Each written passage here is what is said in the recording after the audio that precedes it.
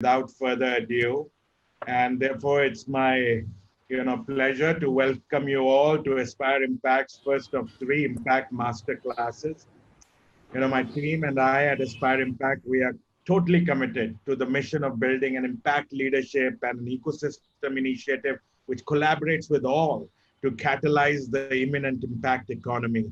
And especially for our young friends on this call, an impact economy is one where measurable impact, measurable social or environmental impact is embedded as an essential decision criteria alongside risk and return in every decision, in business decisions, investment decisions, policy decisions, consumption decisions. We believe an impact economy is inevitable. And as a student of this over the last 20 years, I've seen that if there was a needle showing how much we have moved the global economy to impact economy, we have gone from zero in the year 2000 to 15% plus by 2020. At least we believe that by 2030, pushed by the SDGs, we are going to get well past the 50% mark. So therefore, it's important that we set up this conversation in that context on the future that awaits all of us. Okay. Can we just mute everyone, Anirudh? Okay, so we are at Aspire Impact, we are putting together a series of executive education and ecosystem building product services so that this movement, which I have served with Aspire Circle, Aspire Impact, IIC or GSG, is further deepened and widened.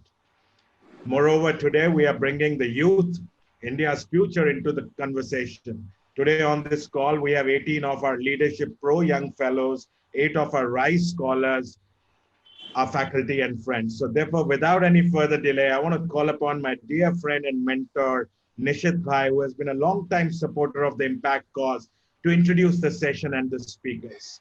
Those of you who don't know Nishit Bhai, he's India's preeminent investment lawyer, founder of Nishit Desai and Associates, India's #1 law firm for investment with legal teams around the world.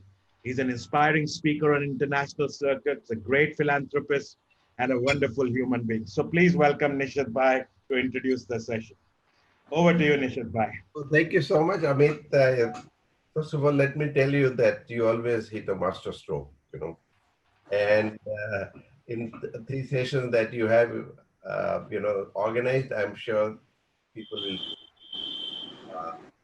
sorry for that interruption, I don't know. I think people will learn a lot, and I think including myself.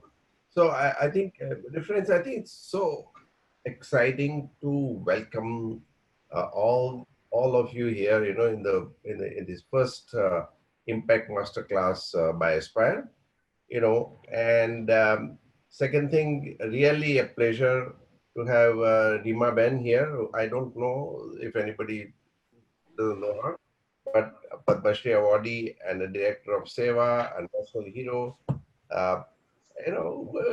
Left a promising individual career to commit her life to be with the rural and underserved women of India. Amazing. Reema, how are you? Good. Good. Thank you. Namaste. Welcome, most welcome.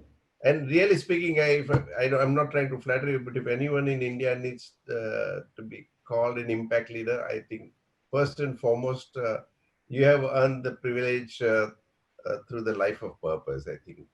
And of course, as audience will hear from you, in the past 40 years, Seva has helped bring millions of women and families out of poverty. With 2 million women members, I believe Seva is world's largest women self-help group and really a pride for India. I'm really excited to have you with us, Reema Ben, and you've been a great friend. So I don't get to see you so often, but I hope we can get together again. On a second note, let me welcome Rajni. Once again, it's a little embarrassing for me to introduce you all, but you've been a Gandhi scholar par excellence, an author. How many things you've written? I was just looking around, and I'm always amazed the kind of thought leadership that you have provided. So Rajni Ben is an award-winning author and a Gandhi Peace Fellow, She has chronicled many, many articles and leaders, long journey, and her book, Bapu Journeys in Rediscovery of Gandhi, inspired the popular Hindi film also Swadesh. And there is no better person to interview Reema than Rajni. Of course, last thing that I would like to do is to, of course, welcome all the 20 students. I'm so happy that you have taken up upon yourself to study this subject, of creating impact and Aspire Summer Leadership Program. I'm really, really happy that at this age you have been taking interest in creating an impact rather than just making a big money-making career. And of course, 8 Rise Scholars, all of you welcome. Please feel free to ask whatever questions you like to ask Ben and anybody else. And of course, Amit, let me also tell you, there can be no impact without entrepreneurs. Put their phones or videos on mute, please. So there cannot be any impact revolution without entrepreneurs, I think. And in the realm of social entrepreneurship, the not-for-profit sustainable social entrepreneurship has a special and a very key place in India's growth. And we at NDA, our firm, are always happy to support the impact actors like Seva, and without, and anybody else. I think we are always there. We are phone call away, email away, most welcome. And so without further ado, let me hand over mic to Rajni Ben and start with the first Aspire Impact Masterclass. Most welcome, everyone. Once again, thank you so much for giving this opportunity to be guest of honor. Actually, it is my honor to be your guest. And thank you very much. I appreciate it. Thank you so much, Nishit Bhai. It is truly an honor to be introduced by you, and thank you to the entire Aspire team for giving me this opportunity to be part of this, this platform. So we'll jump right straight into it. I just want, Nishit Bhai has already shared with you that Seva's impact has run into millions. What I just wanted to add is that there is a long continuity to the Seva story, which goes right back actually into the past century when textile mills first took shape. And it was in one such union of textile workers and other workers, industrial workers in Ahmedabad, that Ila Ben Bhatt was a trade union leader.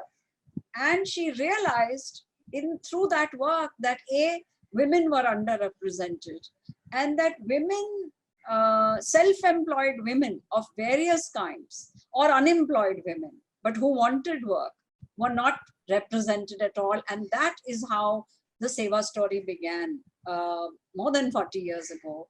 And so remember, I thought maybe you could begin by telling us, because you and I have had this conversation many times, in what ways was learning how to intervene creatively in the market a very important part of the impact that Seva has been able to create, giving very dignified livelihoods to millions of women? What was the key learnings about the market that you deployed in this? Namaste, and it's been a real honor and a privilege to be in the very first Aspire Impact Masterclass and talking to you, Rajni Ben. And also, Seva will be almost 50 years in 2022.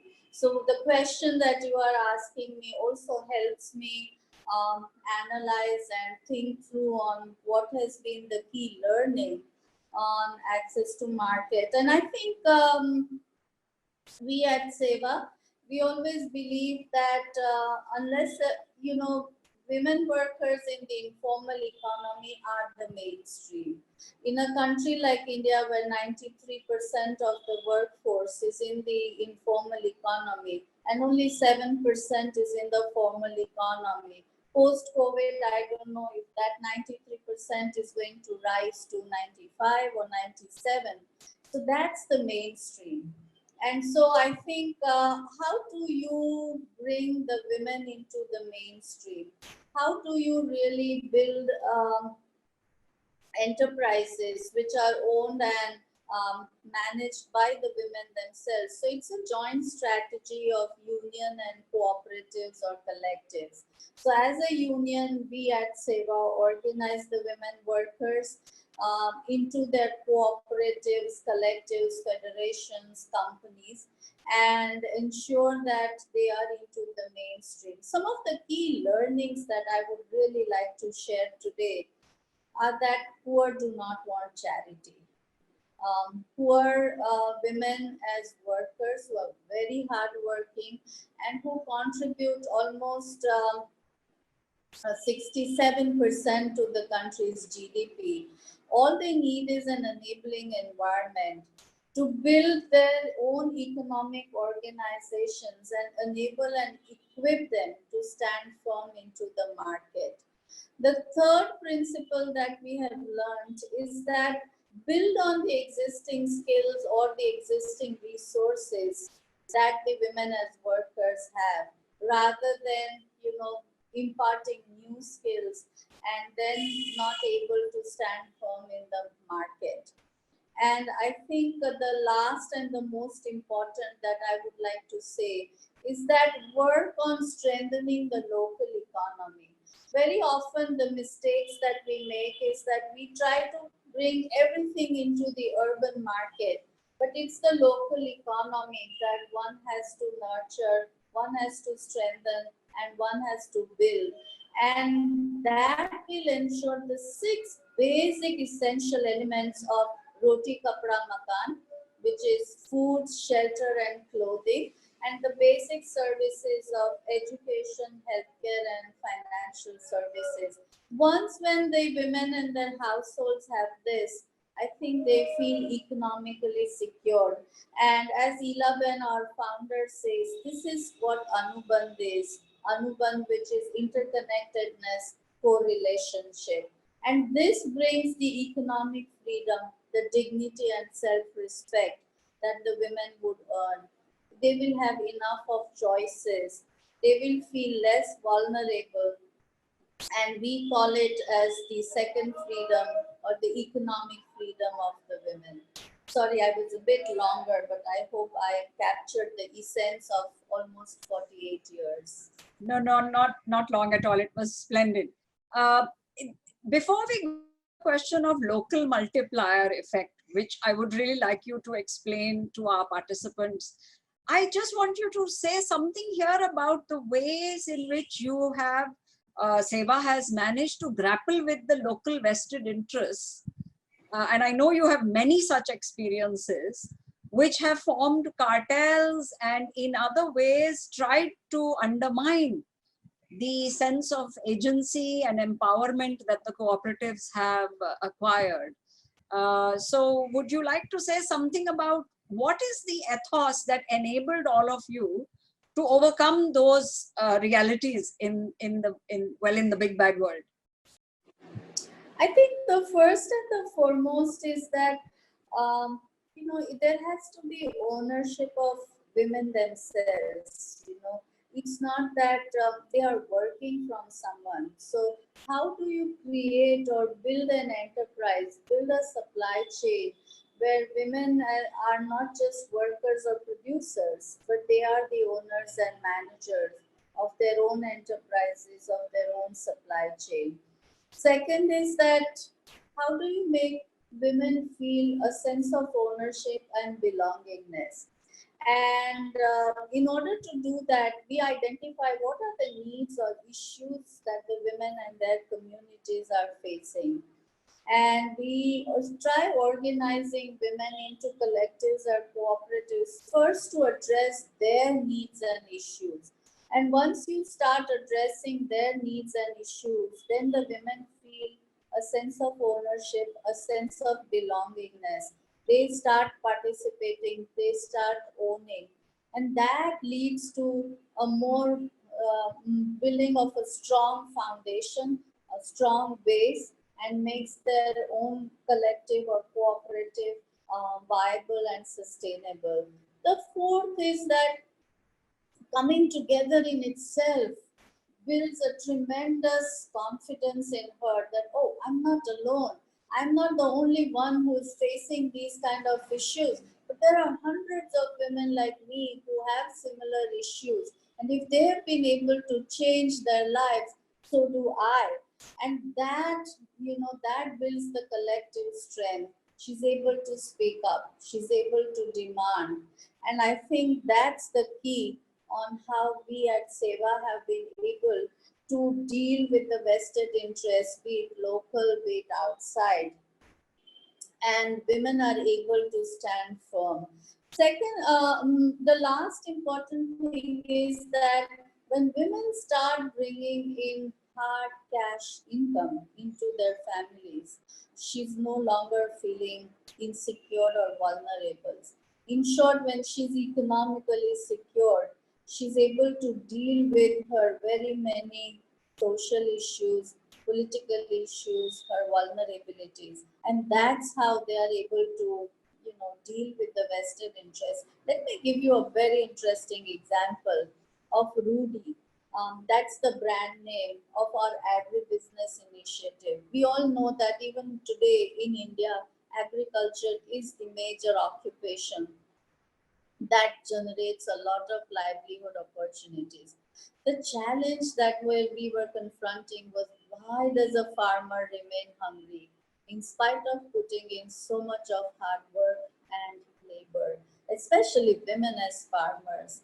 And therefore, we built a whole rural distribution network where we procure directly from the small farmers, grade, process, package, and redistribute in the villages to the households so that the farmer gets fair return and the households have food security. And in doing that, you have to confront with the local grocers, local shops in the villages. You have to deal with the distributors, the dealers, all kinds of, the big brands in the market. How do you do that? So therefore, we had a whole cadre of saleswomen whom we called as our Rudy Bands. And today, I'm very happy to share that our company, Rudy, it's a for-profit company with 25,000 small farmers, with a cadre of 4,500 Rudy Bands who go door to door and who sell.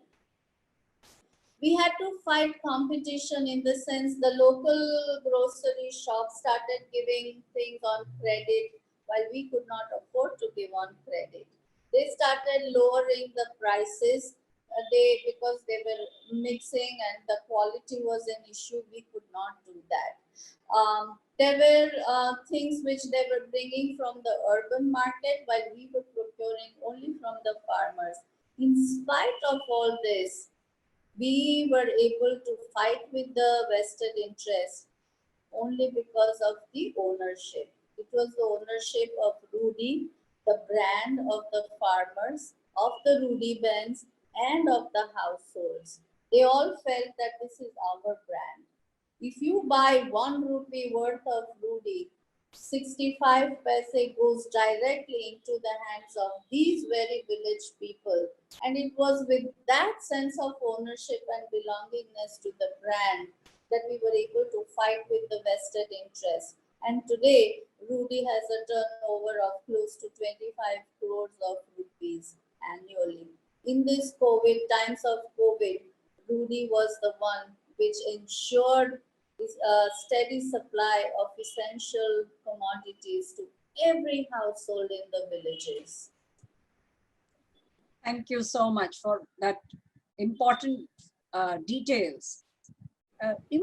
SEVA has also been able to ride the waves of the global economy and its crisis, whether it was 2008 or other times when the global capital markets, etc., have been in turmoil. The SEVA Bank and the SEVA enterprises have managed to remain stable and forge ahead. Could you share some insights on what gave you the strength? What were at a policy level, at macro policy level in SEVA, what gave you the strength to be able to ride these waves of turmoil? A very good question. Thank you so much for that, Rajni Ben. And I think, we are like a banyan tree. So The leaves are the 1.9 million members of Seva. The trunk is the parent Seva. And the branches are the members' own economic organization that take roots.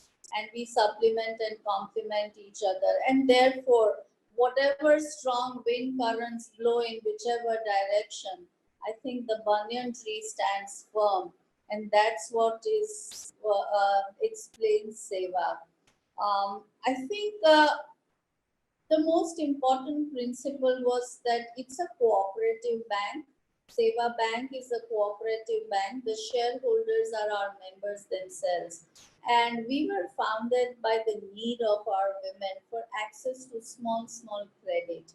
A vegetable vendor, she needs 50 to 100 rupees a day, or an old cloth seller on the street, she needs 200 rupees a day. But no nationalized bank way back in 1974 was willing to give credit to these kind of small informal sector workers. So in one of our annual meetings, they asked that can we not have a bank of our own? And there we started the process of registering a bank, which in itself was a huge struggle. And the registrar felt that this was so suicidal. Women who can't even read or write, who are so poor, in tattered clothes, how can you run a bank? And it was a struggle of 2 years. Our bank was registered as a cooperative bank.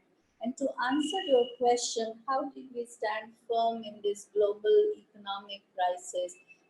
It's laid out in the constitution of our bank that we will not take any outside capital. We will build our economic organizations. We will build our financial institutions at the pace and at the strength of our members. So our bank is built on the share capital, which is contributed by our members themselves. Till today, we've been successful in following this principle. So our goals are full employment and self-reliance, and it's that self-reliance which has helped us withstand the global economic crisis and the waves of ups and downs. So we build at the strength of our members, we build at the pace that our members can walk or run, and we build on the financial strength of our members. Each and every enterprise or a bank is a democratically functioning organization. It's the shareholders who elect the board of our bank, and we do not take any outside capital into the bank. And I think that has helped Seva's financial institutions and its enterprises stand firm in spite of any strong current that has whether underneath or has blown over. Thank you so much. I just want to take a moment here to share with the youngsters in our group today that one of the, I think, important markers of the recognition of Seva's success by the Indian economic mainstream is that the founder of Seva, Ilaben Bhatt, served for many years on the Central Board of the Reserve Bank of India, which is a huge honor. And it also indicates that the country's central bank felt the need for this perspective, which you're hearing today from Reema Ben about the ethos of Seva. So Reema Ben, let's move to a slightly more personal level. Many of the young people who have sent in questions are asking that, did it take a lot of courage for you to leave the IAS, which is, as we all know, considered one of the most powerful kinds of jobs in India? Did it require courage to leave the IAS and come into the non-profit sector?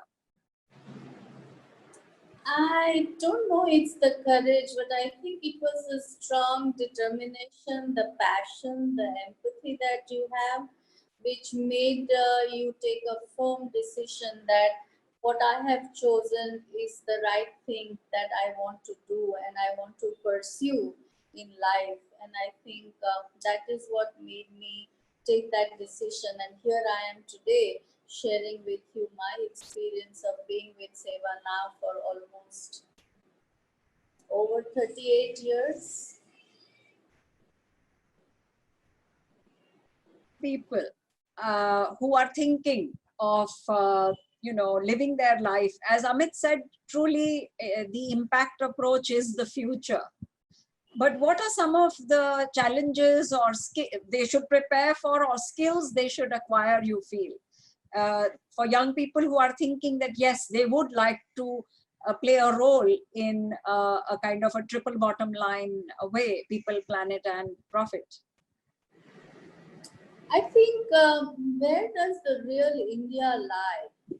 It's in the rural areas, it's in the informal economy.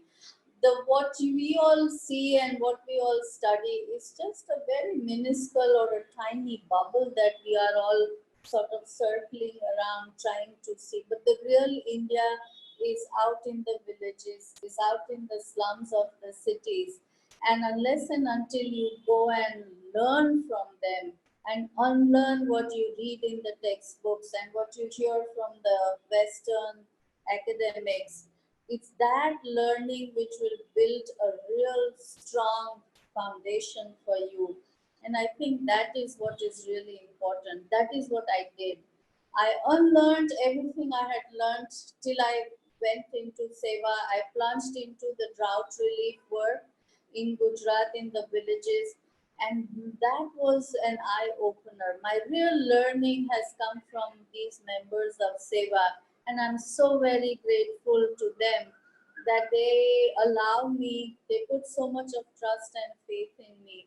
I think it is this passion and this openness that you unlearn what you have learned and you relearn from the real life experiences of our fellow citizens of the country that will help you. I think the other thing is the partnership spirit.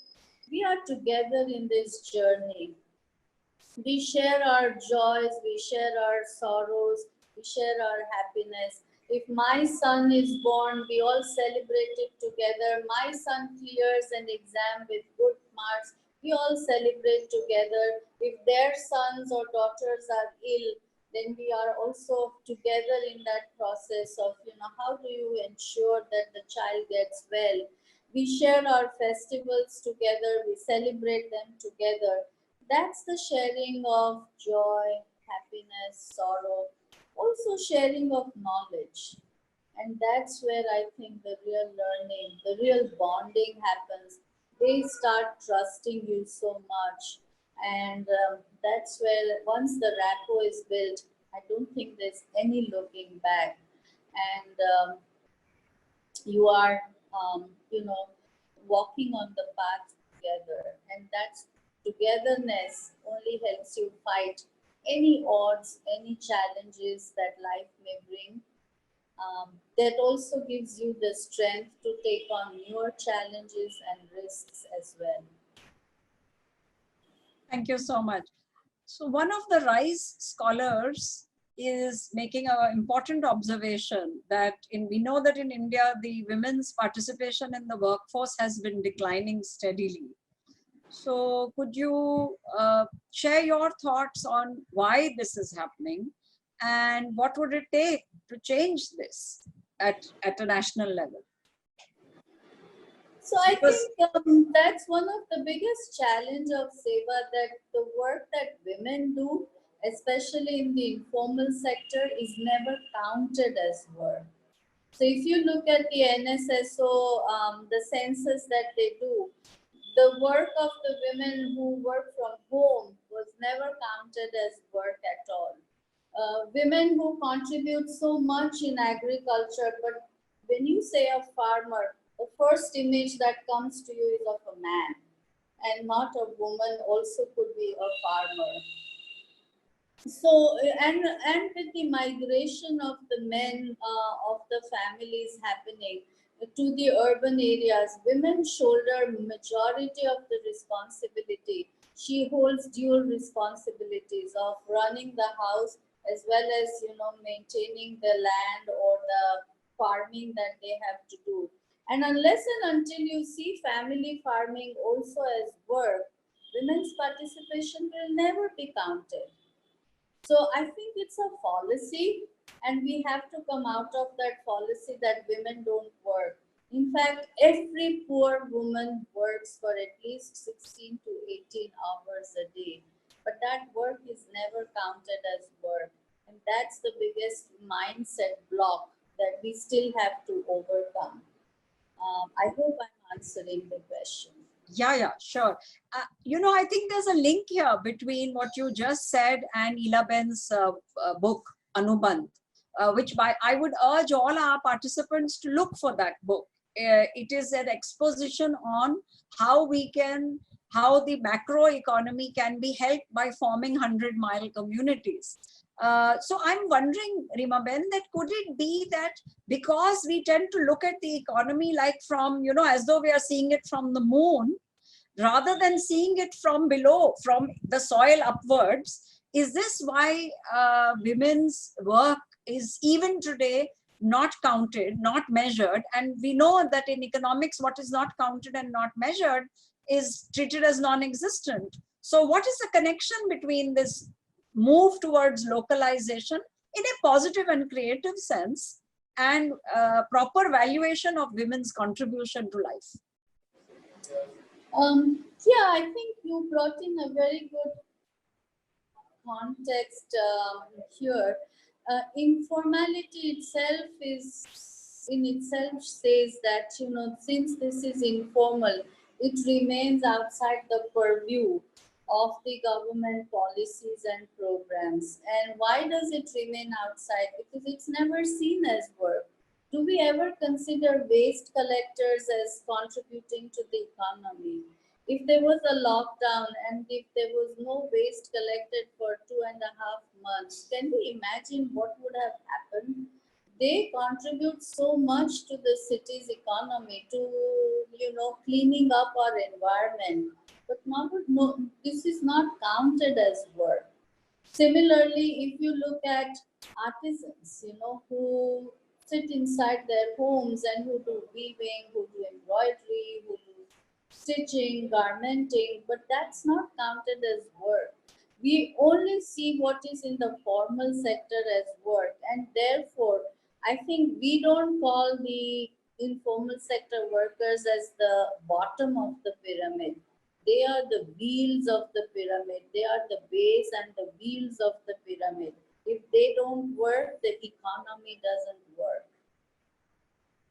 And therefore, I think unless and until we start counting the work that the informal sector does, and start quantifying and calculating that contribution, I think we will still have the challenge of migrants returning back to why should any person be compelled to leave their home?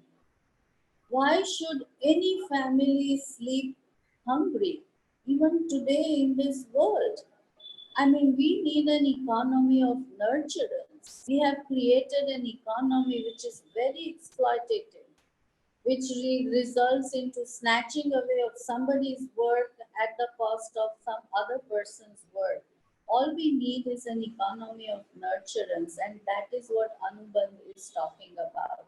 How do you build 100-mile communities?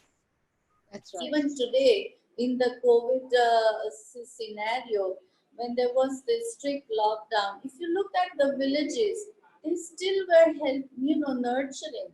There were families who needed support, who needed food grains. The others from the villages were helping. They did not have a blind eye to that.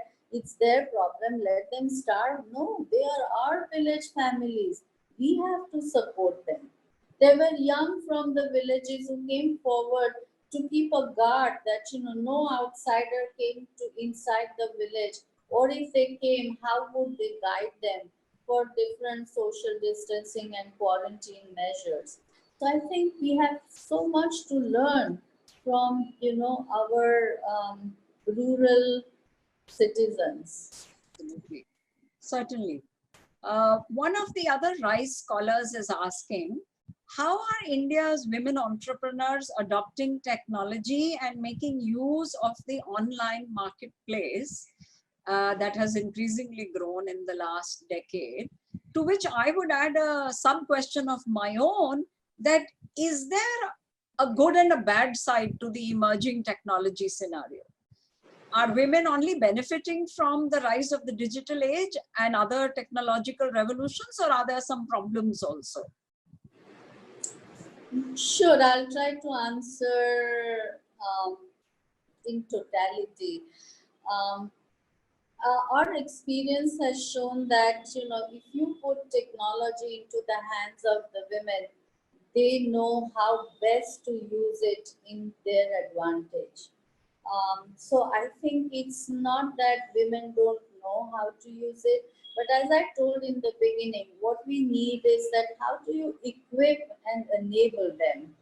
And if you don't equip and enable women to use technology, they would always be excluded out. If you look at the digital technology and the fourth industrial revolution, it's all geared towards the urban economy, towards the formal economy. It's not currently designed to address the needs of the poor, both in the urban as well as in the rural areas. Yet, women as entrepreneurs are using it to their best advantage.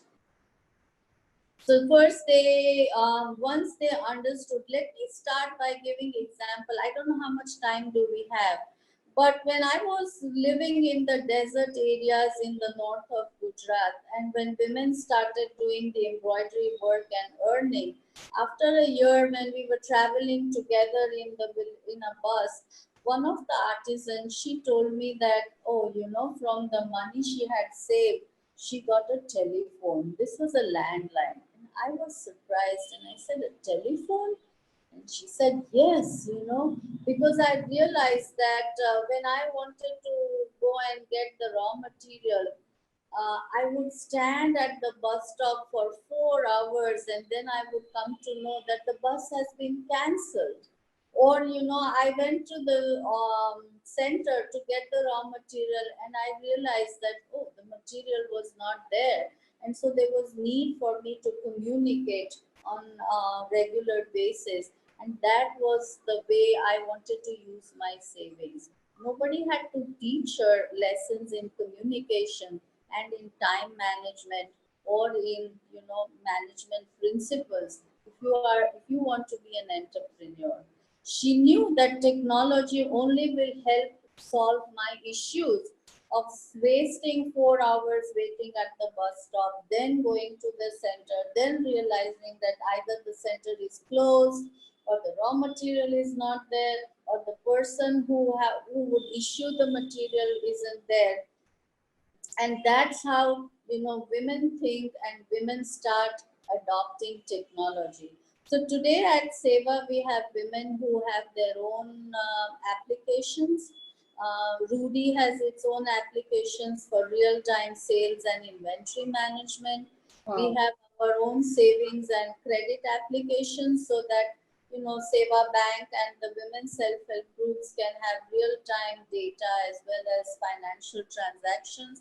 Women are using digital wallets for transactions as well. So I think there is no looking back if you put technology into the hands of the women. Lovely. Amit? Sorry, Amit wants to say something. Yeah, no, Rajni and Reema, I wanted to take your permission to allow some of our young fellows or other guests to ask questions, if you both permit.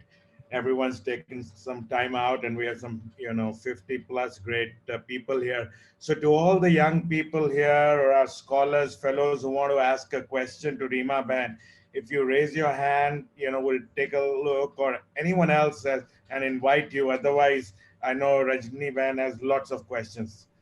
Okay, Manliv, I see your hand up. Go unmute yourself and ask a question. Good morning. Good morning, ma'am. I had a question that where did you get the idea for organizing like women into a self-help group in the times of equality, and how did you manage to do it in this era where women are degraded? So do I respond or we take all the questions and then So let's respond? take all the questions. Some other questions as well. Yes, Kashyap, please unmute yours. Yes, please. Yeah. Good morning, ma'am. Really nice to have you here. I just want to touch upon some of the social issues that women face, especially during the COVID times. We see a lot of news around how domestic violence is on the uptick, given the lockdown situation, and it was there prevalent even before that. So, how do you think we should tackle this as a society, and what's the way forward? Thank you. Any other questions?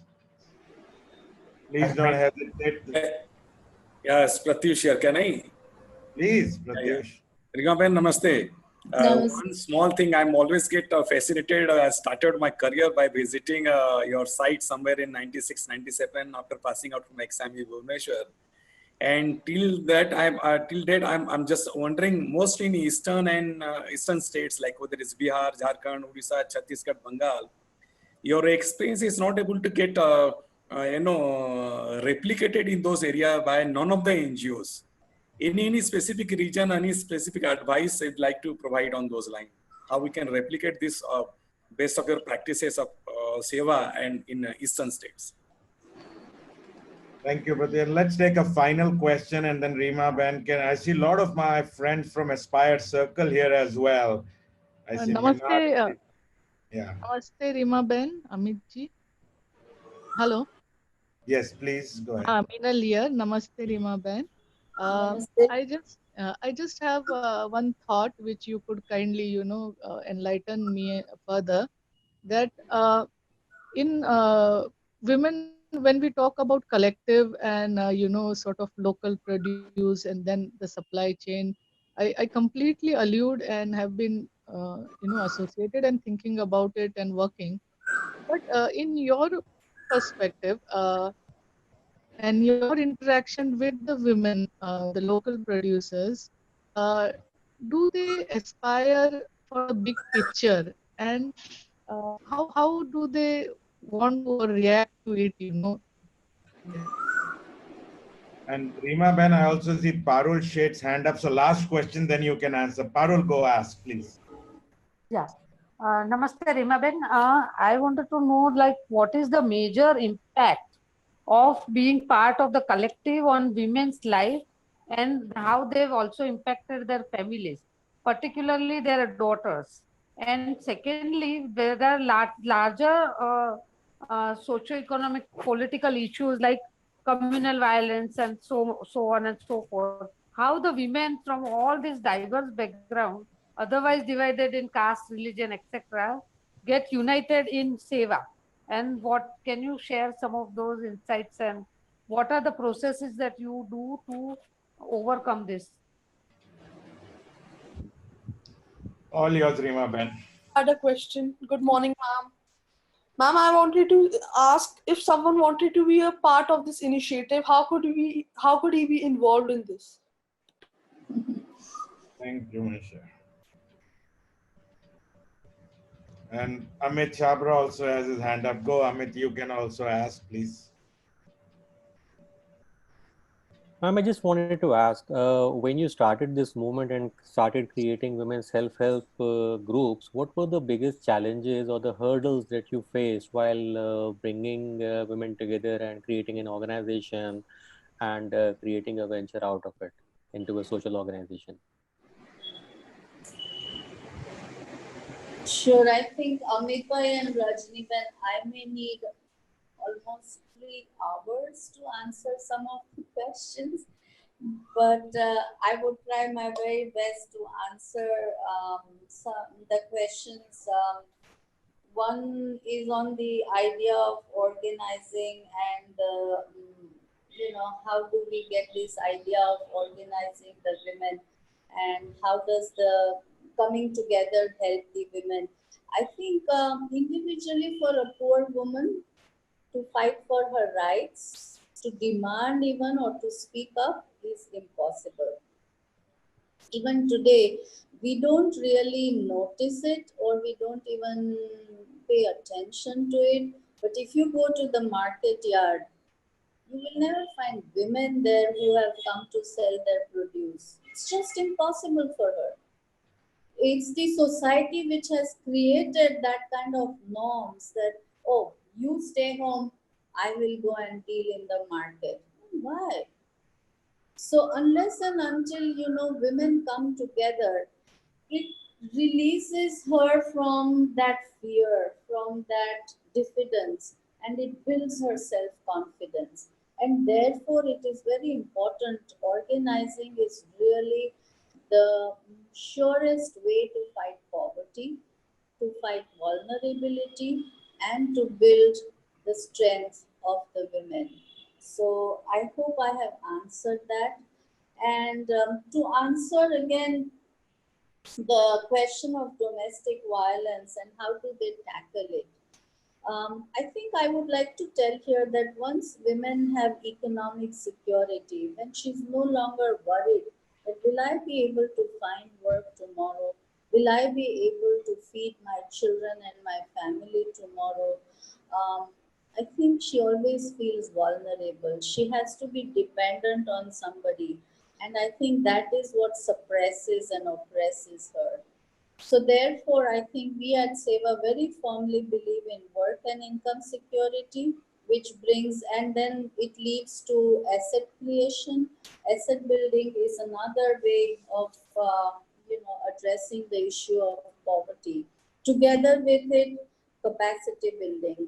It leads to leadership capacity building, managerial capacity building, and then access to basic support services of healthcare, childcare, nutrition, and shelter.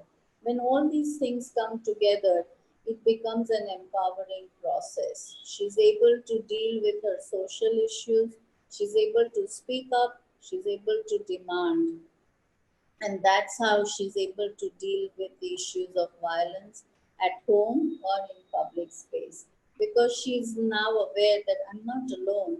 There are hundreds of women with me. It also gives a message to the family that she's no longer now a bichari woman. She has her own source of income and livelihood. And therefore, I think the family also starts respecting. I think it's the dignity and self respect. Once you feel a sense of dignity and self respect, you are able to deal with the social issues. Pratyush bhai, it's so wonderful to see you here. And I'm so honored that you are listening to me so quietly when there's so much to learn from you also. I think we at SEVA don't believe in replication or expansion. It has to grow organically. And once you start identifying what the needs or issues of the women are, and we start addressing those needs and issues, it then there is no looking back. It encourages the women to participate. It brings mutual accountability. So I think, and then organizing is a slow process. Very often, the donors, they want some results in 2 years, in 3 years' time. It has to be at the pace of the women, especially in the states that you were talking about, Bihar, Jharkhand, Odisha. We have to give that time to women, that time and space where they are able to come out to organize, and then I'm sure they would be able to take it forward. You'll be happy to know that we've now started working in Jharkhand, in Bihar, and in Orissa as well. It's just 2 years, but we've just begun. It has to be organic. The other question was that do women aspire for a big picture? Definitely. Who are their role models? If I only go to a school in a village and I see the teacher is my role model. If I live in a conflict affected area and if I only see police who is the one who protects me, then I want to always be a police. So that's why we always believe in exposure. The more you expose the young girls and young women, they start aspiring. Let me give you an example. When we were working with artisans and their daughters, one of the daughters said that, I always keep watching in the television that in the cities there are buildings which are 5-story and 7-story. She had never thought of a building could be even higher than that. And I always wonder that how would it look standing on the 5th floor or on the 7th floor. And we took her to Ahmedabad. Made her use the elevator and go on the terrace. And you cannot see the kind of happiness on her face. And she started dreaming on her own. Today, I'm very happy to tell you that she's in the army. Her mother and parents, both her parents, totally illiterate. Her mother is an artisan. She started earning through their own brand, Hansiba, and she educated her daughter, and today she's in the army. So I think young women, the more you expose them, they do start aspiring, and they take on unconventional professions as well. What is the major impact on women's lives and their daughters? And I partly answered the question earlier, but I think once the woman has work and income security, she immediately starts looking at nutrition, having access to better healthcare, um, education for her children. If I talk about Banaskantha, which is one of the backward districts of Gujarat, when I started working there way back in 1985-86, the literacy rate amongst women was 3% only.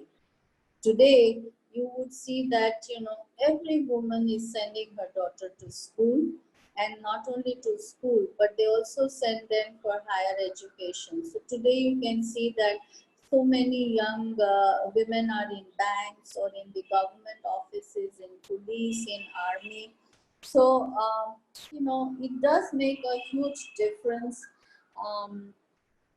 in the lives of their families as well. And then they are able to gradually build assets. And once you have assets, it gives you that security.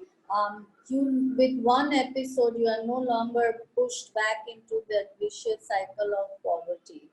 So asset building is another way of how women then start changing their lives and livelihoods.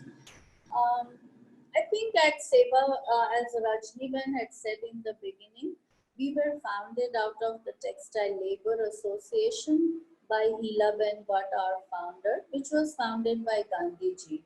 So we follow the Gandhian values and ideology in our organizing. At Seva, it is very clear to one and all that we come together as poor, as women, and as workers, no matter what caste, community, or religion we belong to. Also, our larger goal is not to fight against a government or a contractor or an industry, but we come together to build our collective strength to fight poverty. And if that goal and that vision is very clear, you are able to withstand communal riots, caste, class, division, and distinction, and the fabric of your organization remains intact. It is difficult, it is more difficult these days, but we have been able to maintain it up till now. And I hope and pray that we will continue maintaining it. So, in one line, it's the value based organizing. The more and more you invest on members' education on the values of your organizing, that is the key to, you know, how you are able to withstand the other social forces. There was somebody who wanted to be a part of the organization. You're always welcome. If you are willing to, follow the principles of the organization, you're always welcome to. My only suggestion would be that unless and until you live and experience the life of a poor, you do not understand what it means to be poor. And unless you understand that we are not able to bridge that distance, that gap between the haves and the have-nots. So just be aware of that. I think some of the biggest challenges when we began organizing, and this also relates to the earlier question and what I was saying, unless and until you base yourself in a community, till you are seen as an outsider, I do not think the community would put that trust and faith in you. I lived in Banaskantha for 9 years. At the age of 25, I started living there, and I lived for 9 years. And that's what when I was saying that you share your life, your joys, your sorrows, your illnesses, your celebrations, then only it helps you build a strong rapport. And that's not easy. You know, sometimes there's no electricity, temperatures are 47, 48 degrees, and you feel like, oh, why am I doing all this? You know, I could be happily staying in Delhi or in Ahmedabad. But when you look at those women, and you say, oh, she's living in the same situation, but look how happy and how hopeful she is. Why am I so frustrated? I don't get to drink cold water. I don't get clean water to bathe. But look at them. They've been living like this for years and still, you know, they are so happy. That gives you the rigor, the strength to continue your journey. I think that's your own, how do you overcome those small needs and wants? That's the first and the foremost. If you overcome that, then comes the challenges of the society, of the families, of the communities in which the women live. But again, once she gets, you know, steady source of income, you know, everybody starts cooperating and collaborating. So I would end here. We only have 4 more minutes or 3 more minutes, I realize. No, thank you so much. I have a small book which I can send to you and you could share with the class, which talks about the whole experience. So they may be interested in reading, and it's not a very big book, only 50 pages, so very readable. Thank you so much, Reema Ben. And for those of you who joined us just for this segment, we are in the middle of a leadership program, and what a treat for our young participants to meet in for the first of these 3 meetings, Reema Ben. And I've mentioned to all of them that Reema Ben and Ela Ben have been such big influence on my own life and such great inspiration. So thank you, Reema Ben, for your time. Thank you, Rajni Ben, for your expert moderation and being with us and being with the students earlier. And Nishit Bhai, especially your presence, that means a lot. Thank you for taking time out. And all of you who took an hour out of your busy schedules. We're doing a series of 3 such talks. You just met Reema Ben. We're going to meet Vineet Rai on 23rd and take a look at the impact sector from the investment side. And then on 9th July, we'll look at it from the philanthropy side with Geeta Goyal from Dell Foundation. So we will see you all. Thank you for your patience and being with us. Amit, Please, thank you. Amit bhai, can I Yes. just close by one line of a song that our members always sing, which gives us the needed strength and hope? Please. Okay, I will try to sing it in Gujarati or maybe in Hindi, but I'm sure you all will recognize it. So it's Ame par karishu, Ame par karishu, Ame par karishu ek din, oh nantarma, amne che vishwas. आमे पार करिशूं एक दिन हम होंगे कामयाब हम होंगे कामयाब हम होंगे कामयाब एक दिन ओहो मन में है विश्वास पूरा है विश्वास हम होंगे कामयाब एक दिन Namaste. And thank you Thank so you, much Reema for man. giving Thank you, me. everyone. Upwards and onwards. We'll see you on 23rd. Bye-bye. Thank you all. Thank you, Thank you, everyone. Bye, Rajni. Thank you. Bye. It's a wonderful job. Thank you so much. It is so good.